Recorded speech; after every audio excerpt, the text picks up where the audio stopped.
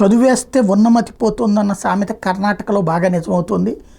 ప్రజలు అక్కడ ఏదైతే ప్రభుత్వాన్ని మార్చిన తర్వాత ఆర్థికంగా ఎదుగుదల, అట్లాగే అన్ని రకాల ఎదుగుదల వచ్చాక అక్కడ ఈ పబ్లిసిటీ వాటిట్లలో కొట్టుకుపోయినటువంటి ప్రజలు తెచ్చినటువంటి మార్పు ఇంపాక్ట్ ఎలా ఉంది అంటే, ఒక ఇండియన్ ఇన్స్టిట్యూట్ ఆఫ్ సైన్స్లో పనిచేస్తూ బెంగళూరులో నివసిస్తున్నటువంటి ప్రముఖ శాస్త్రవేత్త అమితవ ప్రమాణిక్ ఫేస్బుక్లో పోస్ట్ పెట్టారు. అదేంటంటే, ఇప్పుడు బంగ్లాదేశ్ యువకులతో బెంగళూరు నిండిపోయింది, కానీ వాళ్ళు ఆరోగ్య పరీక్షల కోసం నిత్యం వచ్చేవాళ్ళు కాదు.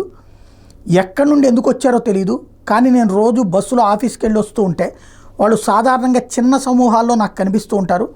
చూడగా మనకి మొదట అనుమానం కలుగుతుంది, వారు ఒకరితో ఒకరు మాట్లాడినప్పుడు మీరు వారి యాస నుంచి ఖచ్చితంగా గుర్తించగలుగుతారు. వారి ఫోన్ రింగ్ అయినప్పుడు వారి ఫోన్ రింగ్ వినిపించగానే కాల్ చేస్తున్న వ్యక్తి పేరును చదవడం ద్వారా మీకు అది నిర్ధారణ అవుతుంది. అవి వాట్సాప్ కాల్స్ అని. సాధారణంగా ప్రయాణంలో వారు బంగ్లాదేశ్ జానపద పాటలు లేదా బంగ్లాదేశ్తో పాటు గాజా లేదా పాలస్తీనా గురించి మాట్లాడే వార్తలతో యూట్యూబ్ వీడియోలను చూడటానికి ఇష్టపడతారు. నేను వారి భాషను అనుసరించగలనని వారు సాధారణంగా అనుమానించరు. వాళ్ళు ఎక్కడి నుండి వచ్చారని నేను కొందరిని అడిగాను. వారి సాధారణ సమాధానం కోల్కతా నుండి అని వస్తుంది. నేను మరింత లోతుగా వాళ్ళని ప్రశ్నించినప్పుడు వాళ్ళు మౌనంగా ఉండిపోతారు.